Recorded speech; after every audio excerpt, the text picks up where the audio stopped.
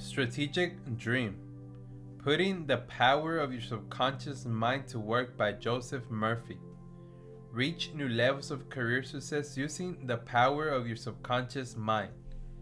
Chapter 15: Dealing with Difficult People. Your subconscious mind is a recording machine that reproduces your habitual thinking. Think good of others, and you are actually thinking good about yourself.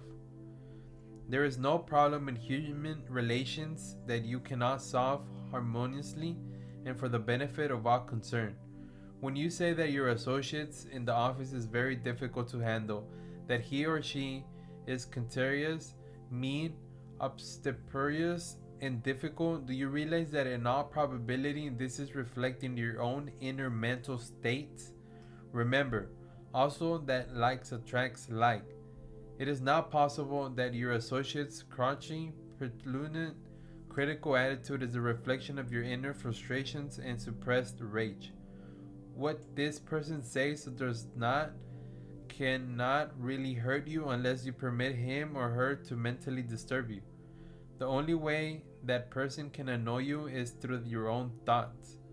This is because you are the only thinker in your universe.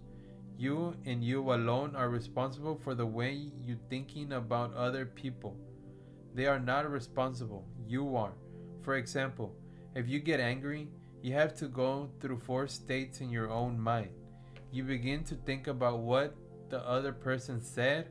You decide to get angry and generate a mood of rage. Then you decide to act. Perhaps you talk back and react in kind. It takes 2 to make an argument. Notice that the thought, emotion, reaction, and action all take place in your own mind. You and you alone are responsible. Whatever you believe is true in your conscious mind, your subconscious will accept without question. Be very careful that you accept only that which is true, novel, and godlike. Everybody annoys me. Henry F. couldn't understand why everybody around him annoyed him. He talked about this to a counselor. The counselor pointed out that Henry was constantly rubbing others the wrong way. He did not like himself and was full of self-condemnation. He spoke in a very tense, irritable tone. His acerbity of speech grated on everyone's nerves. He thought meanly of himself and was highly critical of others. The counselor explained to him that while his unhappy experiences seemed to be with others people, his relationship with them was determined by his thoughts and feelings about himself and them. If he despised himself, he could not have goodwill and respect for others.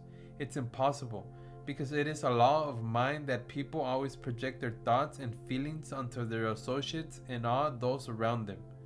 Henry began to realize that as long as he projected feelings of prejudge, ill will, and contempt for others, that is exactly what he would get back, because his world was but an echo of his moods and attitudes. The counselor suggested that he write the following thoughts in his subconscious mind. Remember, your conscious mind is a pen, and you can write anything you want in your subconscious mind. This is what Henry wrote. Practice the golden rule from now on, which means that I think, speak, and act towards others as I wish others to think, speak, and act towards me. I sincerely wish peace, prosperity, and success to all. I am always poised, serene, and calm. Others appreciate and respect me as I appreciate myself. Life is honoring me greatly, for it has been providing for me abundantly. The petty things of life no longer irritate me or annoy me. When fear, worry, doubt, or criticism by others come to me and knock at my door, faith, goodness, truth, and beauty open the door of my mind. There is no one there. The suggestion and statement of others have no power. I know now how to cure hurt feelings. The only power is in my own thought. Henry affirmed these truths morning, noon, and night, and he committed the whole prayer to memory. He poured into these words life, love, and meaning. By osmosis, these ideas penetrated the layers of his subconscious mind, and he became a changed man. He reported, I am learning how to specialize myself out of the law of averages, and I am getting along fine. I have received a promotion on my job. I now know the truth of the passage. If I be lifted up in my mind, I will draw all manifestations unto me. He learned that the trouble was within himself. He decided to change his thoughts, feelings, and reactions. Anyone can do the same. It takes decision, perseverance, and the need desire to transform oneself. Return good for evil. It should not come as a surprise that some people in the world are difficult. Many people in our everyday lives are often argumentative, uncooperative, cantankerous, cynical, and sour on life. Some are sick psychologically. Their minds have become deformed and distorted, perhaps because of experiences they have had in the past. Others may be stressed by their work or by personal problems. What do you do when you have to deal with someone like this? The temptation is to turn their negative energy back on them in the form of dislike, but not to do that. You first have to take their negative into yourself with all the bad effects that you will have on your own being. Strive instead to return good for evil. This creates an armor that keeps their difficult and unpleasant attitudes from affecting you, and your transformation of compassion and understanding will set in motion the process of changing them. Mrs. Wrongway was jealous and hateful towards the supervisor in her office. She was suffering from hurt feelings. She had developed ulcers and high blood pressure. Once she became aware of the spiritual principle of forgiveness and goodwill, she realized that she had accumulated many resentful and grudging attitudes, and that these negatives and obnoxious thoughts were festering in her subconscious mind. She tried to talk with Mrs. Supervisor in an effort to straighten matters out, but the woman brushed her off. In a continuing effort to correct the situation, Mrs. Wrongway reinforced the principles of harmony and goodwill for 10 minutes. Every night and every morning prior to going to work, this is what she did. She affirmed as follows: I surround Mrs. Supervisor with harmony, love, peace, joy, and goodwill. Now this is not mumbo jumbo. She knew what she was doing and why she was doing it. These thoughts or ideas sink into the subconscious. There's only one subconscious mind, and the other person picks it up. She said, there is harmony, peace, and understanding between us. Whenever I think of Miss Supervisor, I will say, God's love saturates your mind. A few weeks passed, and Mrs. Wrongway went on a business trip to San Francisco. On boarding the plane, she discovered that the only vacant seat was the one next to Miss Supervisor. Mrs. Wrongway greeted her cordially and received a cordial response. They had a harmonious and joyous time together in San Francisco. They are now friends, and their working relationship has so improved that both have received promotions. Infinite intelligence set the stage for the solution to this difficulty in ways that Mrs. Wrongway didn't know. Mrs. Wrongway changed thinking has changed everything, including a perfect healing of her ulcers and high blood pressure. She was hurting herself. No other person is responsible for how you think or feel. You are, because you are the only thinker in your universe. Only you are responsible for the way you think about others. Change your mindset.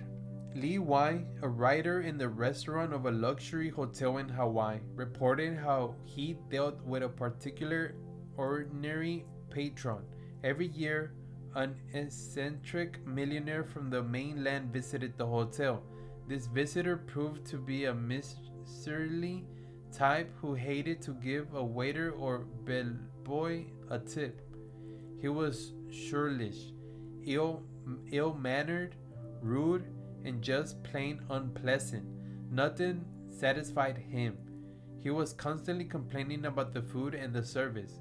He snarled at the waiters whenever he was served. Lee reported, I realized he was a sick man.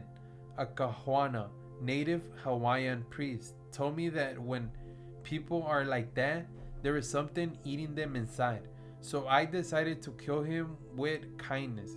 Lee constantly treated this man with courtesy, kindness, and respect, silently affirming, God loves him and cares for him. I see God in him, and he sees God in me. He practiced this technique for about a month, and the end of which time this eccentric millionaire for the first time said, Good morning, Lee. How's the weather? You are the best waiter I have ever had. Lee was a stone. I almost fainted.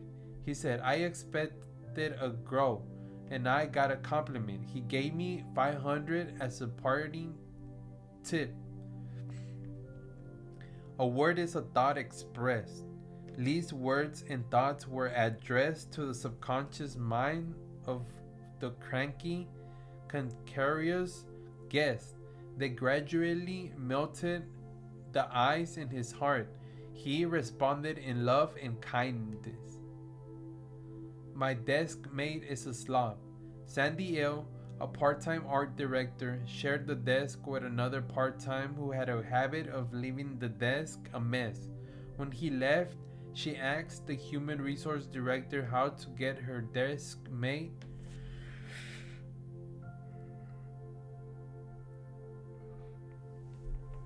to be neater. The director suggested, ask him to neaten up, sure, but to keep things business-like and corporative, talk with him in person, rather than leaving a note, even if it means going to the office on your day off. Try saying, it will be really helpful if you could clear up the desk for me before you leave. Otherwise, I'm concerned that I might accidentally lose some of your paperwork. Sandy reported back that this technique for solving a problem without creating another one had worked so well that the other part-timers established separate inboxes for the two of them, and the desk was now cleared each day. What could have been cause for resentment was handled in a collegial fashion, which took a bit more time and effort, but was well worth it. Dealing with negative personalities. If you superior others, you will inevitably run into negative attitudes in your group at some point. Every team leader or supervisor does. They can make your life miserable or make it an ever-changing challenge. You can't ignore negativity. You have to deal with it. Negative personalities also aren't reserved for supervisors. Almost every organization has negative NEO or NED at all levels of corporate ladder. They could be coworkers, important customers, government regulators, or anyone else with whom you have to deal. Whenever you're for something, they're against it. They always have a reason that what you want to accomplish just can't be done. They can tear down your teams with pessimism. A person's negativity may stem from some real or perceived past mistreatment by your company. If that's the case, look into the matter. If the person has justifiable reasons for being negative, try to pursue him or her that the past is past and to now look for the future. If misconceptions are involved, try to clear them up.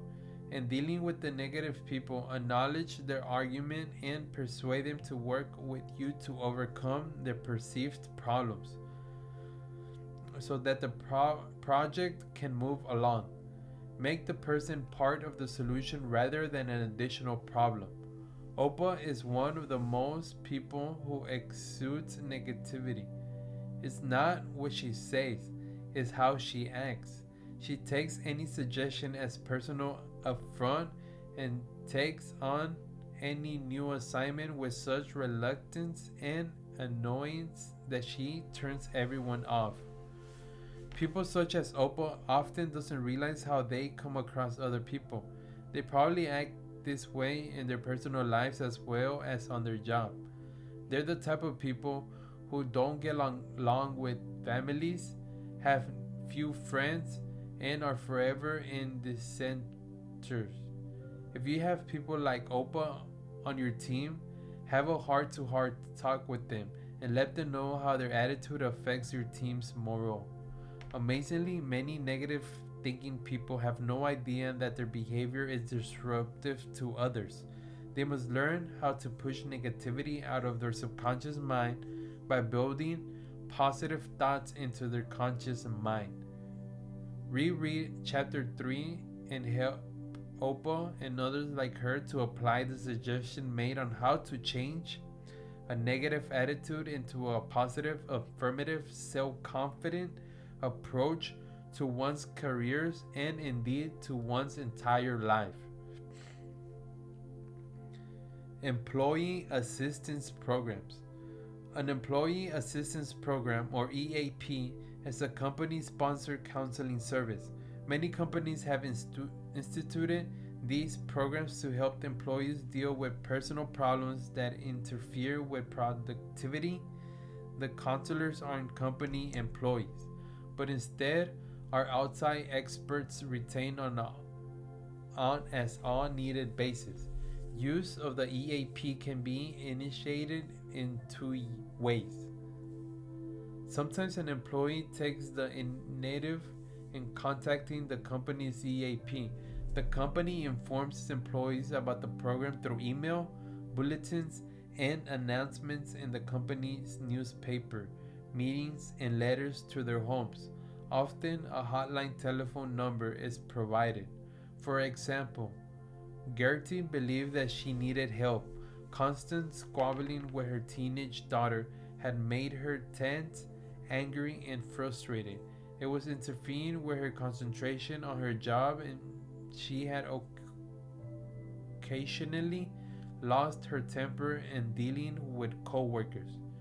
She took advantage of the EAP program and phoned the hotline. A screening counselor listened to Gary's problems and referred her to a family counselor. Getty made her own appointment on her own time, not during working hours.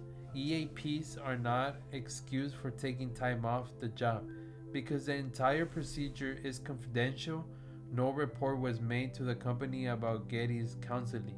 In most cases, not even the name of the people who undertake counseling are divulged.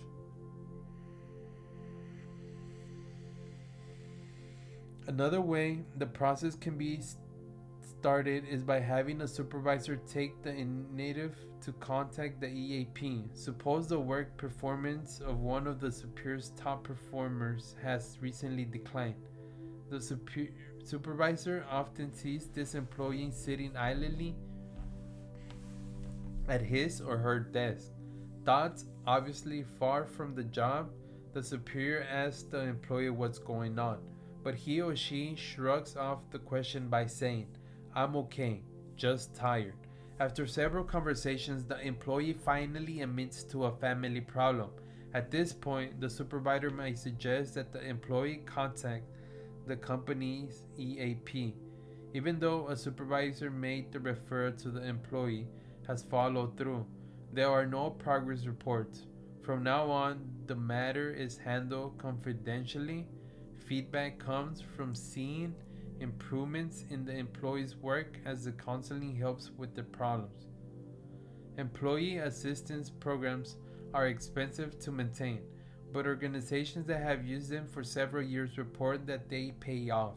EAP salvage skilled and experienced workers who, without help, may leave the company. Tampering with temper tantrums. Terry is a good worker, but from time to time he loses his temper and hollers and screams at his coworkers. He calms down quickly, but his behavior affects the work of the entire team, and it takes a while to get back to normal performance. It's not easy to work in an environment in which people holler and scream. It disrupts the work not only for the person directly involved but all the people in the work area. They may be unable to work at full capacity for several hours afterwards. This situation cannot be tolerated. It is usually the responsibility of the supervisor or team leader to deal with these situations. But sometimes a trusted coworker may intervene to calm the person down without need for more formal action. Here are some suggestions for dealing with someone who has temper tantrums. After the person calms down, the supervisor or, where appropriate, a senior employee or representative from the Human Resources Department should have a heart to heart talk with him or her. Point out that this understandable that it's not always easy for someone to control his or her temper, that such tantrums are unacceptable in the workplace. If another outburst occurs, the person should be sent out of the room until he or she can calm down. Let the person know that the next offense will lead to disciplinary action. Turning your dream into a strategic dream. Dream big. Peace.